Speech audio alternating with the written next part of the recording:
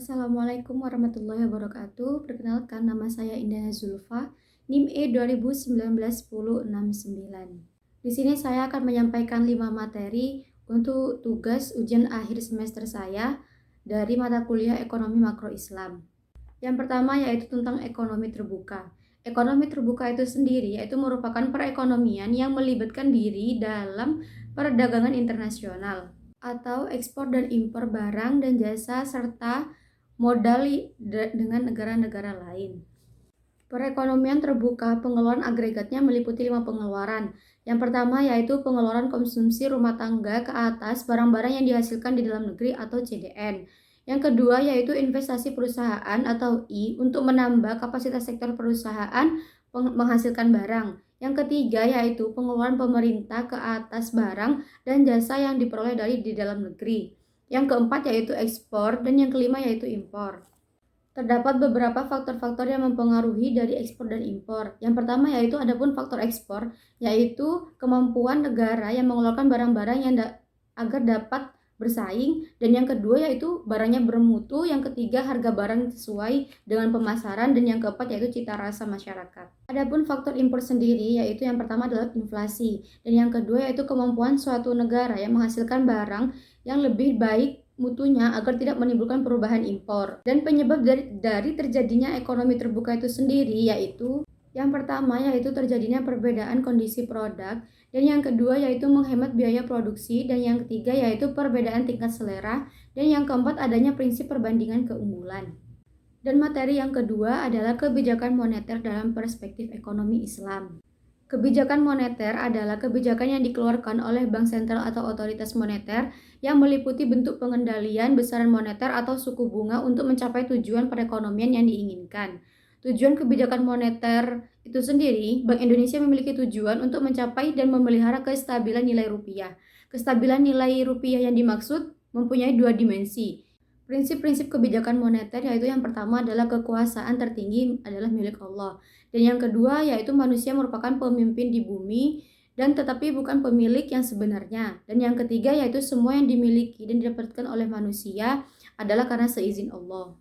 Dan yang keempat yaitu kekayaan tidak boleh ditumpuk terus, dan yang kelima yaitu kekayaan harus diputar, dan yang keenam menghilangkan jurang perbedaan antara individu dalam perekonomian yang dapat menghapus konflik antar golongan. Dan yang ketujuh yaitu menetapkan kewajiban yang sifatnya wajib dan sukarela bagi semua individu, termasuk bagi anggota masyarakat yang miskin. Dan yang ketiga adalah kebijakan fiskal dalam perspektif ekonomi Islam. Kebijakan fiskal itu sendiri adalah kebijakan pemerintah atas penerimaan dan pengeluaran keuangan negara. Indonesia sebagai negara yang merdeka memiliki wadah yang menjalankan terkait dengan kebijakan fiskal itu sendiri, yang mana dikenal dengan sebutan Anggaran Pendapatan dan Pembiayaan Negara atau APBN.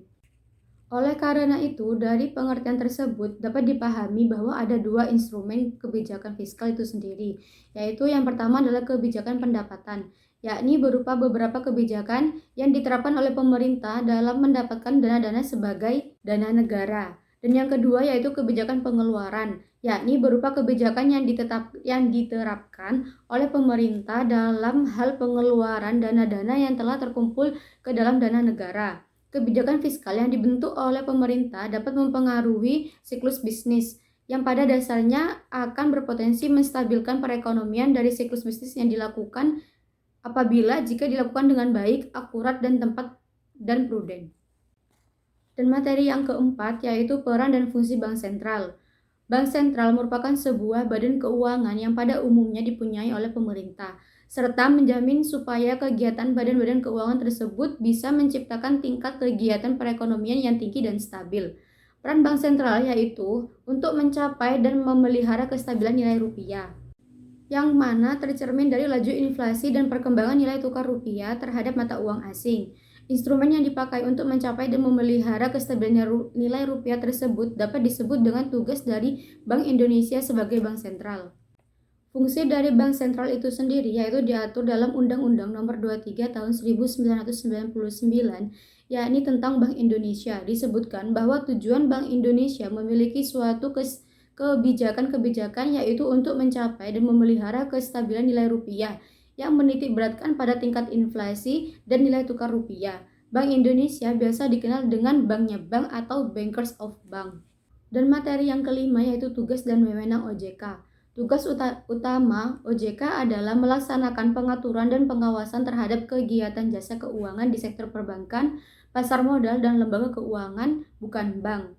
Wewenang OJK dalam buku Bank dan Lembaga Keuangan Lain 2013 karya Toto Budi Santoso dan Nuri Tomo. Dijelaskan bahwa wewenang OJK dibagi menjadi 3, yaitu yang pertama adalah wewenang OJK dalam tugas pengaturan dan pengawasan jasa keuangan di sektor perbankan. Wewenangnya terdiri sebagai berikut.